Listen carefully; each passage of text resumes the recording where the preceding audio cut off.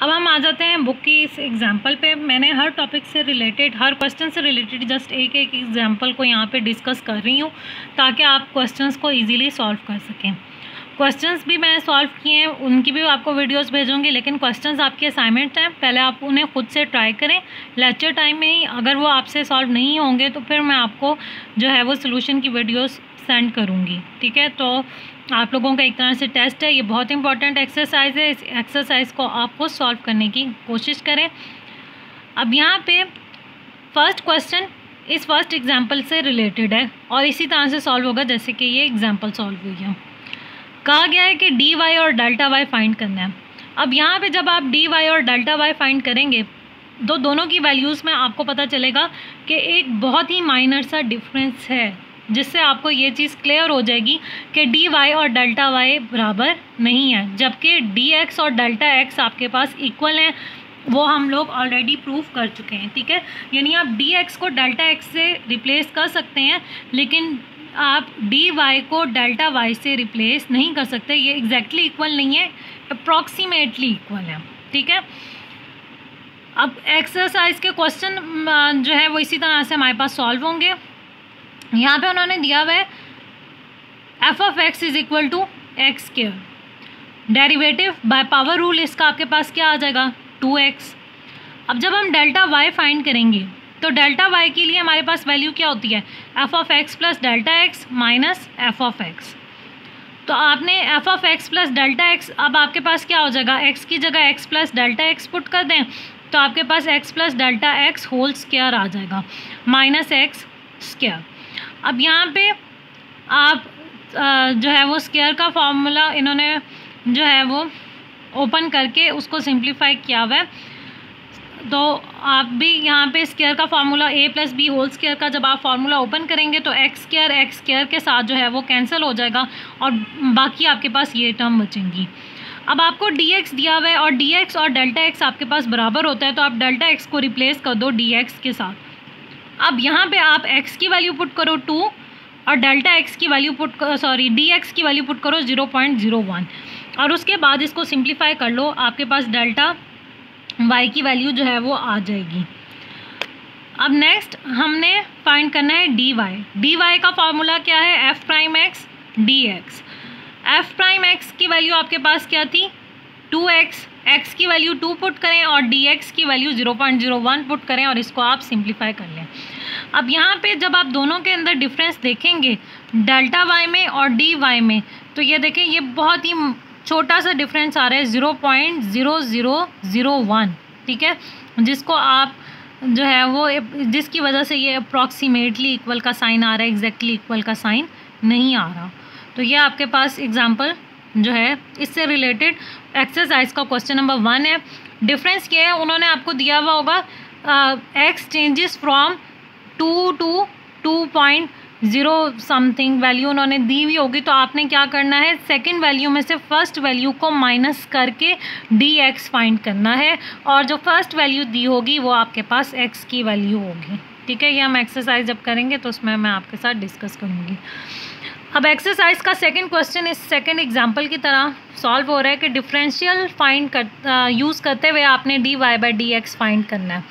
Differential के लिए भी आपके पास वही रूल्स यूज़ होते हैं जो आपके पास जो है डेरिवेटिव के लिए जो है वो रूल यूज़ होते हैं, वही आपके पास डिफरेंशियल के लिए होते हैं। अब डेरिवेटिव में आप करते हैं d y by d x both side पे। यहाँ आपने बोथ साइड पे डिफरेंशियल अप्लाई करने के लिए आप बोथ साइड पे जस्ट डी अप्लाई करेंगे, ठीक है। अब जब यहाँ आप डी अप्लाई करेंगे तो सब्ट्रैक्शन के रूल के मुताबिक इस पे डी अलग अप्लाई होगा, इस पे डी अलग अप्लाई होगा, ठीक है। मैंने आपको बताया डिफरेंशियल और जो है डेरिवेटिव के रूल सेम होते हैं, तो उसके अंदर एडिशन सब्ट्रैक्शन का आपने रूल पढ़ा हुआ है, उसमें के मुताबिक आपके पास ये आ गया, ठीक है। अब यहाँ पे आप लगाएंगे कोशेंट रूल, ठीक है। इधर आपने या यहाँ पे उन्होंने प्रोडक्ट रूल इस तरह से जो है वो लगाया हुआ है कि एक फर्स्ट को उन्होंने y लिया हुआ है और सेकंड 1/x लिया हुआ है, ठीक है। तो आप इस तरह से भी इसको कर सकते हैं और आप इसको जो है वो कोशेंट रूल से भी कर सकते हैं, आंसर दोनों तरह से सेम आएगा, ठीक है। यहाँ उन्होंने प्रोडक्ट रूल लगाया हुआ है y और 1/x पे, आप इसी के ऊपर कोशेंट रूल लगा लें, आंसर आपके पास सेम आएगा। फर्दर जब आप log का डेरिवेटिव लेंगे log ऑफ x, आपके पास 1/x आ जाएगा इसका डिफरेंशियल। फिर कांस्टेंट का जो डिफरेंशियल है वो आपको पता है, जिस तरह कांस्टेंट का डेरिवेटिव 0 होता है इसी तरह से कांस्टेंट का डिफरेंशियल भी 0 होगा। फ़र्क सिर्फ इतना है कि जब आप फर्दर y या x का डिफरेंशियल लेंगे, वहाँ होता था कि जब आप डेरिवेटिव लेते थे y का डेरिवेटिव dy/dx आ जाता था और x का डेरिवेटिव 1 आ जाता था। लेकिन जब हम डिफरेंशियल की बात करेंगे तो x का डिफरेंशिएबल dx और y का डिफरेंशियल dy आ जाएगा। जब आप फर्दर फंक्शन का लेंगे, जिस तरह से यहाँ पे फर्दर आपने 1/x का डेरिवेटिव -1/x², फिर फर्दर आप x का जब डिफरेंशियल लेंगे तो आपके पास dx आ जाएगा। इसी तरह से y का डिफरेंशियल dy आ जाएगा।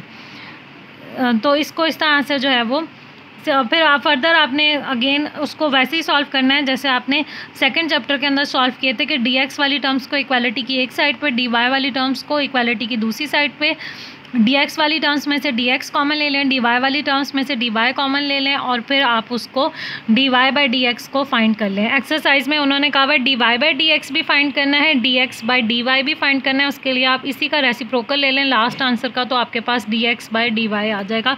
उसको पूरा सिंप्लीफाई नहीं करने लग जाना। और ये एक्सरसाइज का थर्ड क्वेश्चन इससे रिलेटेड है।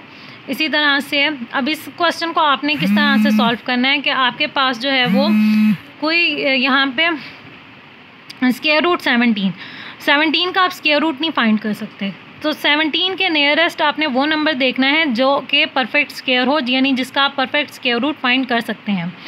तो 17 के नियरेस्ट हमारे पास 16 है जिसका स्क्वायर रूट 4 होता है। तो हम जो है 17 की जगह हम लेट कर लेते हैं x जो है वो आपके पास है 16। तो 16 और 17 के दरमियान में डिफरेंस आपके पास फिर क्या आ जाएगा 1, ठीक है। x आपके पास आ गया 16, dx आपके पास आ गया 1। उसकी रिस्पेक्ट से आपने इसको सिंप्लीफाई किया तो आपके पास स्क्वायर रूट 17 की अप्रॉक्सीमेट वैल्यू, नियरेस्ट वैल्यू जो है वो आ गई है। ये आप देख लें, हमने यहाँ पे इस इक्वेशन को यूज़ करना है जो कि हमने अभी मैंने जो सेकंड टॉपिक आपको एक्सप्लेन किया है उसमें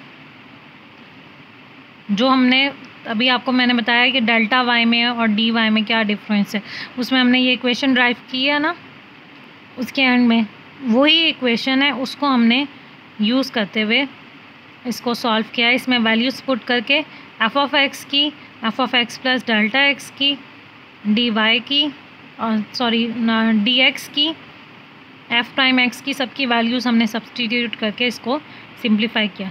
तो क्वेश्चन में भी इसी तरह से एक्सरसाइज के क्वेश्चन में थोड़ा सा हम एक्सरसाइज को देख लेते हैं।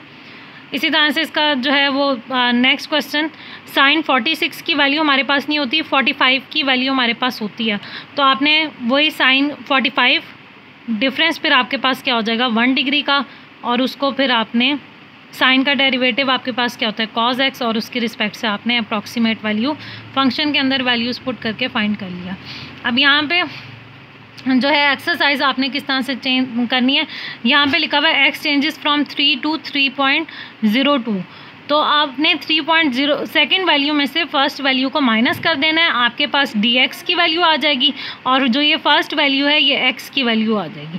इसी तरह से आपने इसके तीनों पार्ट करने हैं। सेकंड में से फर्स्ट को माइनस करना है, नेगेटिव में आ रही है तो इट्स ओके, उससे कोई फ़र्क नहीं पड़ेगा, और चेंज इसका मतलब डिक्रीज़ हो रहा होगा, नेगेटिव का जो मतलब है। और जो फर्स्ट वैल्यू है उसको आपने x की वैल्यू जो है उसको रखना है। सेकंड क्वेश्चन सेकंड एग्जांपल की तरह सॉल्व होगा, डेरिवेटिव के रूल्स अप्लाई करने हैं, लेकिन आपने यहाँ पे डिफरेंशियल लेना है, डेरिवेटिव नहीं लेना। कांस्टेंट का डिफरेंशियल 0 होगा और जो वेरिएबल है उसके डिफरेंशियल आपने बाय रूल्स, एडिशन सब्ट्रैक्शन के रूल्स, पावर रूल्स अप्लाई करके जो है वो फाइंड आउट करने हैं। इसी तरह से एग्जांपल ये आपके पास लास्ट 2 एग्जांपल्स की तरह होगा। अब यहाँ पे फोर्थ रूट है, फोर्थ रूट अब 17 की फोर्थ रूट एग्जिस्ट नहीं करती, इसके नियरेस्ट आपके पास 16 है, 16 की फोर्थ रूट आपके पास एग्जिस्ट करती है, तो 17 को आपने रिप्लेस कर देना है 16 से। इसी तरह से आपके पास यहाँ 31 है, 31 की फिफ्थ रूट नहीं होती लेकिन 32 की फिफ्थ रूट होती है, तो यहाँ पे आपने 32 लेना है, ठीक है।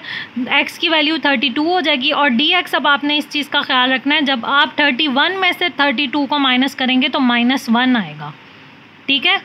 यहाँ 17 में से आपने 16 माइनस किया था तो 1 आया था, इधर आपके पास -1 आएगा। इसी तरह से cos 29 की वैल्यू हमारे पास नहीं होती, 30 की होती है, तो आपने 30 रखना है, ठीक है। 30 - 29 आपके पास जो है वो यहाँ पे भी -1 डिग्री आएगा, ठीक है। और 60 साइन 60 की वैल्यू होती है, 61 की नहीं होती, तो आपने यहाँ 60 रखना है। अब ये जो लास्ट 2 क्वेश्चंस हैं, इनके अंदर आपने क्यूब का जो फार्मूला है उसको यूज़ करना है। वॉल्यूम ऑफ क्यूब का जो फार्मूला है वो आपके पास क्या होता है, लेंथ का क्यूब, ठीक है। उसका डेरिवेटिव लेके फिर उसको सॉल्व करना है उसी तरह से जिस तरह से ये फर्स्ट किया हुआ है, ठीक है। जिस तरह ये y और f(x) दिया हुआ है ना, यहाँ पे आपके पास आ जाएगा वॉल्यूम फंक्शन होता है लेंथ का, ठीक है। और v = x³, यही सेम चीज़ आ जाएगी, v = x³। और इसी तरह से एरिया ऑफ सर्कुलर डिस्क होता है πr², तो यहाँ पे आपके पास आ जाएगा a = πr²। आगे आपने उसको सॉल्व इसी तरह करना है जिस तरह क्वेश्चन नंबर 1 है।